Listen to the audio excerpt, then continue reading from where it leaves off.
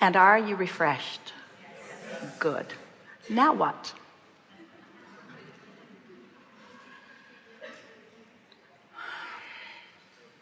We're going to have a very good time today. Stand if you think it's you. Further back, further forward, further forward. You are the one. Wait. You. It's a little like whack-a-mole.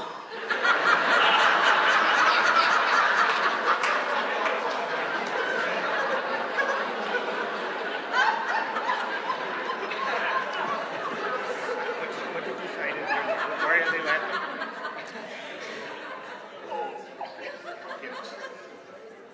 There is an amusement park game where everyone stands up and you try to, which is not our intention at all.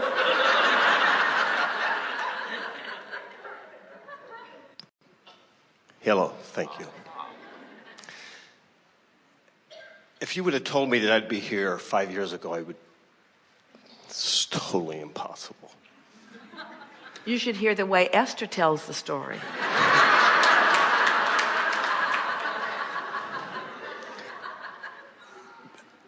I totally agree with everything that you teach. And it's really changing my life. And I don't know if this is a question or a comment. I just don't get the whole channeling thing.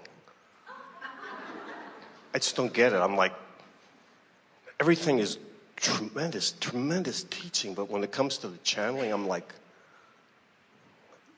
I get lost. Well, actually, it's a good thing that you don't, in this sense. We don't want it to be something so unusual either, because the fact is, everyone who you see around you is an extension of source energy. And everyone has access to this broader knowing. In fact, through the years, as our way of explaining who we are and who you are and how it all blends together has evolved, this analogy that we offer about this vortex, this vibrational place isn't even the right word, vibrational state of being, where if you tend to your vibration, then you enter the vortex and you become one with what's there. That's the best definition of channeling that anyone could ever give. A basketball player who learns his skill, who gets tuned in to the rhythm of who he really is, often describes being in the zone. And it's not so different from being in the vortex. In fact, some of his extraordinary abilities, when he's really tuned in like that, of being able to recognize his time and space, of being able to judge the distance from where he is and the trajectory of the ball that he is throwing. In other words, all of that is because he is using more of his resources. Scientists have long said that humans use but a small percentage of their mental capacity, even as they're probing brains and putting contraptions on them to measure activity. And so you're really accurate when you acknowledge that everyone, the beasts of your planet, are all doing it all of the time. In other words, they have not given up their awareness of their relationship with their source energy in order to please others. The domesticated ones tend to do it more, but for the most part, the beasts of your planet are tuned to that frequency. It's why you can see a flock of birds flying in formation in perfect rhythm with one another. It's because they are operating out of the one mind to which they are all vibrationally in sync.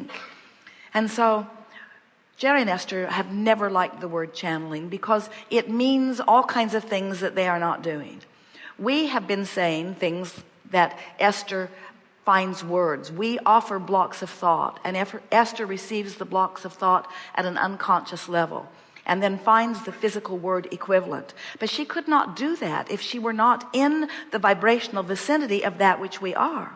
Oh, where's Esther right now? Where is Esther? Esther describes her experience as knowing what Abraham knows. In other words, when because of this environment, because of the expectation for the most part of those who are participating, because of the focus of your asking, you are summoning the energy collectively and individually in a stronger way than you ordinarily would. So it's queued up to be received.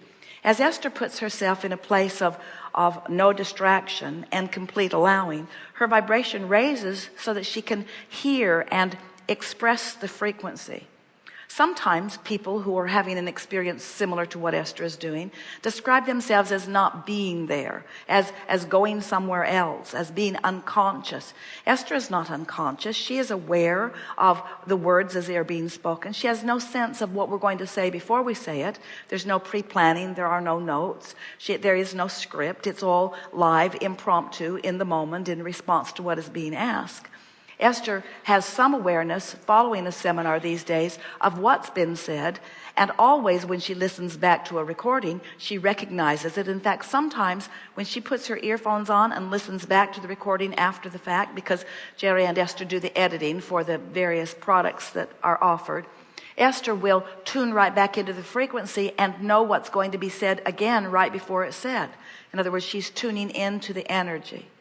So there are many people, Jerry and Esther get letters, there are many people who do not accept that Esther is receiving from another point of view. Jerry perhaps knows it better than any, because he knows what Esther's consciousness is, what her grasp of things is, what her spread of knowledge is. He knows the sequence of her words and the usage of her words. He's always impressed that Abraham utilizes Esther's vocabulary in a fuller way than Esther ever uses her vocabulary.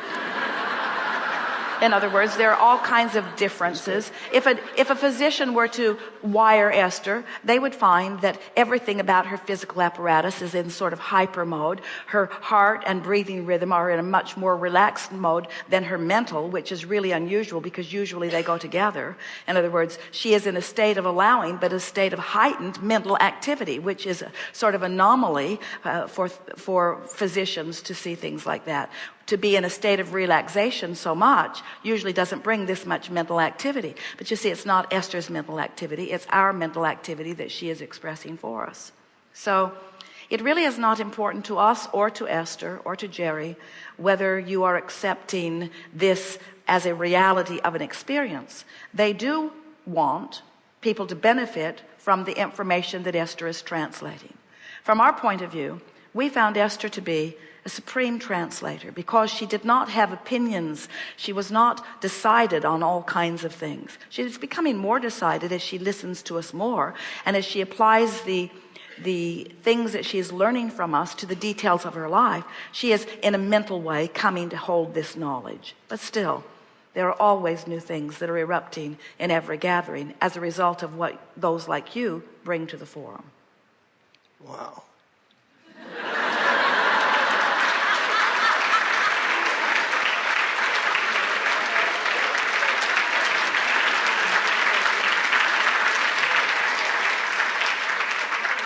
Odd that we went to so much trouble to get you in the hot seat.